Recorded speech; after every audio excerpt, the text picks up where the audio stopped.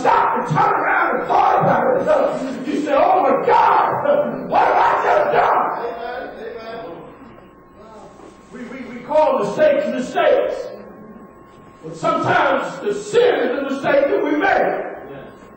We don't recognize all the time that when we fall into it, we may not see it coming. Sometimes it comes out of nowhere and blindsides us.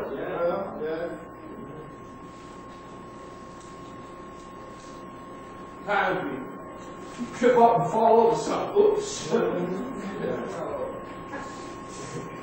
Yeah, I'm right there.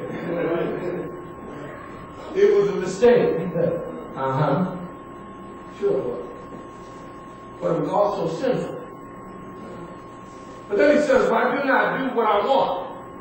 Paul says that he wanted to do right and to please God as he walked throughout life day by day. He wanted to be conformed to the image of Christ and to become all that God wanted him to be. But despite his desire and expectation, before he knew it, he found himself becoming short of God's glory and God's will. How many times have you said, I'm going to do this or that, I'm going to serve God, and then the next thing you know, somebody said, y'all, brother, let's go hang out. How many times have you been on your way to church? Talking about, I'm going to give God some time this morning. Somebody called you up and said, well, let's go to the mall, girlfriend, and you went on. How many times you thought about putting that dollar in the envelope instead you went and spent it at the store? How many times have you thought about the fact that you could have fed somebody instead you went up and fed yourself? Knowing your belly was already full. So we don't think about a lot of the things that we do being sinful. See, if you just read Romans, Matthew 25 and 40, it said when you fed and clothed and helped somebody else along the way, and you done it to one of these who are the least members of my family, and even though I paraphrase it, I want you to look it up and see for yourself what God is talking about. Because when you stop and consider your actions, we sin by thought, word, and deed. Somebody walk up on you, stomp on your toe, and instead of allowing them to say, excuse me, you done cut them out already. Well. You bump into somebody, instead of saying, excuse me, or then you turn around and you're ready to fight. Our children. Children. Most of them have an attitude of anger. But you look at who do you think you are? Come on now. She thinks she cute, that's gonna beat her up and give her beat down. Well, I don't like her shoes, because that's the mountain that's gonna take her. Our children, they get these attitudes. We say, well, we don't know where they come from. I don't know why they act like that. Why they walk around and they got a mean scowl on their faces. Their attitude stinks. Well, look in the mirror. Come on, man. Look it up. How you deal with your husband at home? How you deal with your wife at home? Oh, you so. You ain't this and that and the other. You never was. Well, I don't know why you didn't marry you. I can't stand your so-and-so behind. You think you're this, you think you're that, you think you're the other.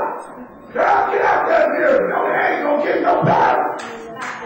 We do things in front of our children and then we expect them not to act like us.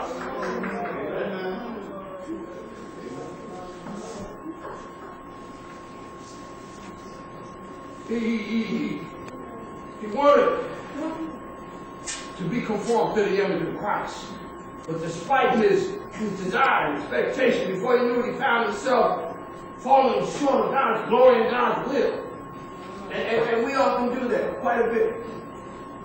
We all got these high, great expectations. We all have two sets of values. I think I told you that. We got one set of value for ourselves. We can make mistakes and We can excuse ourselves when we're not right, and we say or do something, we feel that, it's okay for us to be pardoned by us. When somebody else does it, come on, that's other value that you got for somebody. Oh, they committed the ultimate sin. Oh, they can't be forgiven. Why am I going to let them off the hook? Come on. They deserve my anger and my wrath. Yeah. I need to ask you a question. Who are you? Come on, man. Who are you? Who are you that you're supposed to be able to hold a grudge? Who are you that you're supposed to be able to be mad and mean and angry with somebody just because they made a mistake? The Bible says that we must forgive. Forgive. 7 times, 70 times. And it goes on and on. It means not that you did forgive a certain number, but you just keep on forgiving. Because that's what a Christian is supposed to do. I read in the newspaper last week where a young boy had been murdered a couple of years ago, a teenager. And the parents confronted his killer in court. And the father walked up to the young man and he threw his arms around him and he hugged him. And he cried as he gave him his forgiveness. That's some deep stuff. That's some stuff that me and God would have to wrestle about. Well, that's what God said do. But then he says, well, I did the very thing I hate. Paul hated sin and hated coming short of God's glory. He struggled against failing and displeasing God. He hated everything that hurt and cut the heart of God. Did you know that we could cut the heart of God? Everything.